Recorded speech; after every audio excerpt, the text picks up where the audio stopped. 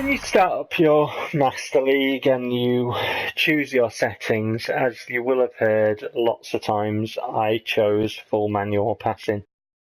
And I'm going to start with that. There are loads of times in the videos on YouTube that I've put up where I've moaned that my passes have been overridden. And I was only thinking about this point because if we go into team management and to game plan, I will have moaned that the AI haven't really moved on. They haven't developed their squad. They're not progressing at the rate that I'm developing my squad. And I mean, you see my team there. My lowest overall rated player is now Onana, and he is an overall rating of 76.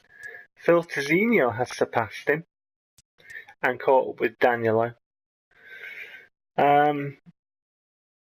Renteria has an overall rating of 78 now. And Sierra has an overall rating of 79.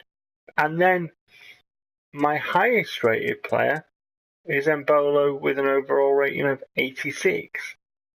If you look at their team, none of their players, none of them, have the overall rating of 76. Oh, two forwards have, well, there's one with 75 and one with 78. So yes, they do have a player with an overall rating of 78 there, centre forward, right up there. I was looking on their bench then, sorry. Couldn't see the wood for the trees. But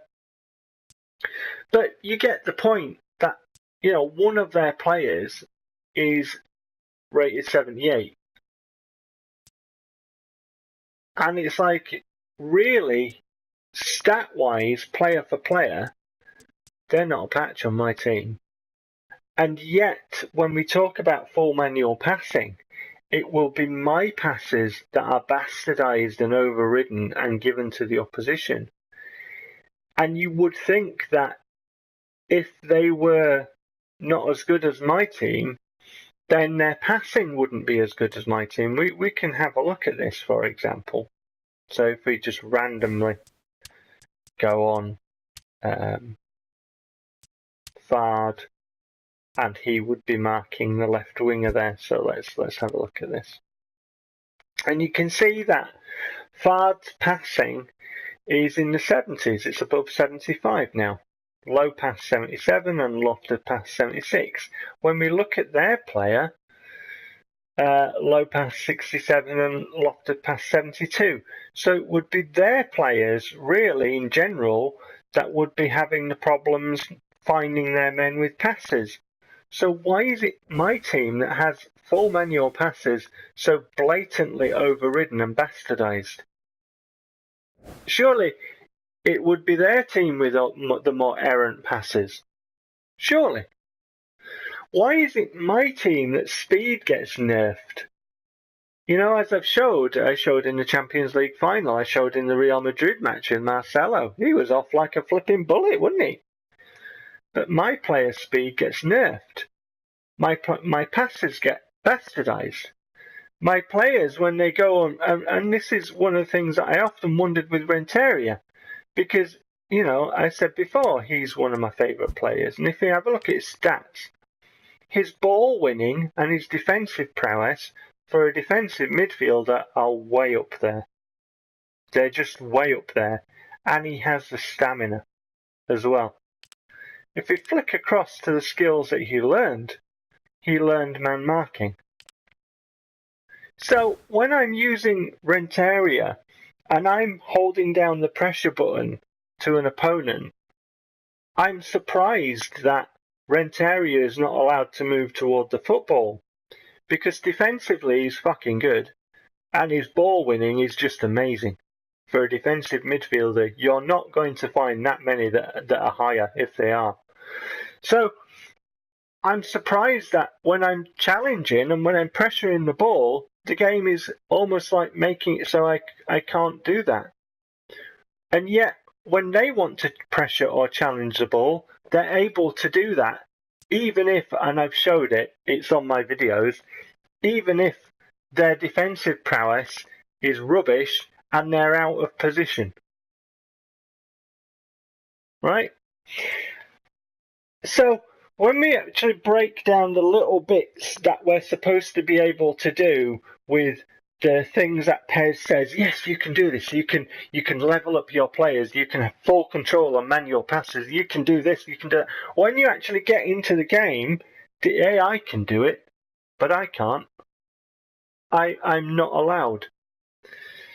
The clearing of the ball in defensive positions, the teamwork, and I showed you my defensive line, I'll show you again, went out of possession, and the number of times that the AI are running into massive space, they do it every match, and every match my defensive line is at 2.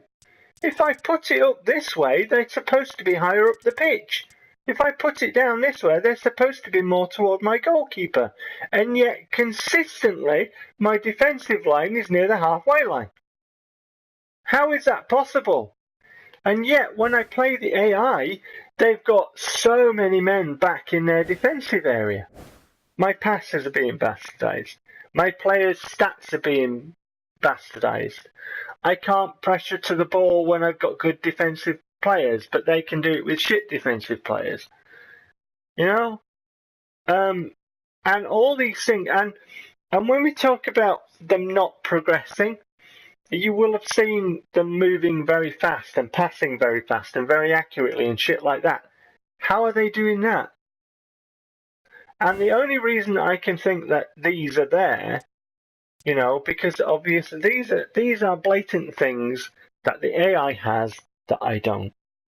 The scripting, right? So when it wants a goal, it fucks my players over at one end of the pitch and it scores at the other. I've seen people who've written about this. I've just shown it on YouTube.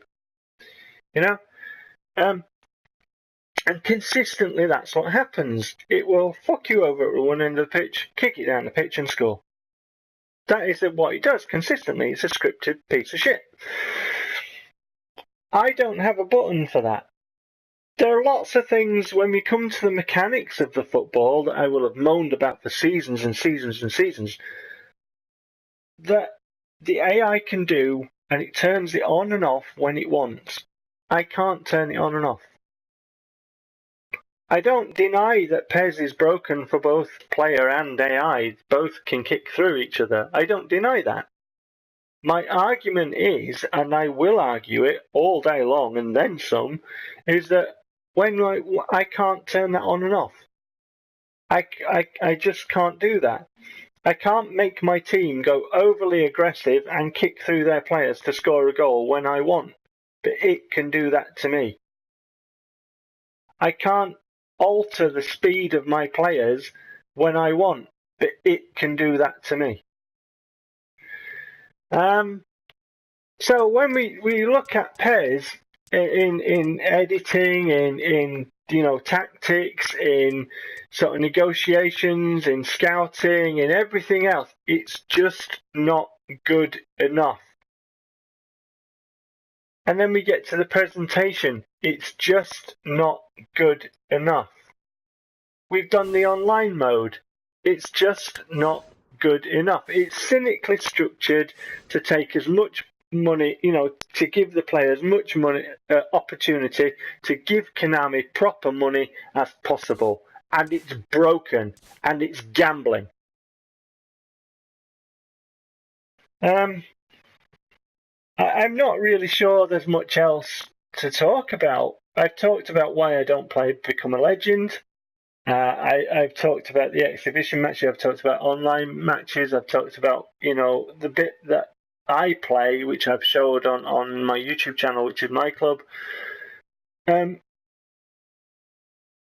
mechanics of gameplay, for Christ's sake, it overrides your inputs. It doesn't let you clear the ball. You press square to clear the ball, which on the PlayStation pad is just clear the frickin' ball. And it will cancel it and override it for its own benefit. You've seen all this on my YouTube, but do I really need to describe the gameplay mechanics? And if anybody's in any doubt, just play it. You know, you'll soon find out. So that's what I think of PES. You know, I've done a few. I've been trying to save it as I've gone along, so as not to go over time. I'll put the videos together. I'll include everything. So there might be more than one video going out on this because it will be longer than 15 minutes. But I will get to the reviewers and I will get to the YouTubers, and we will do this. We will do this. So that's what I think about PES 2016. I shall catch you shortly, guys. As always, take care.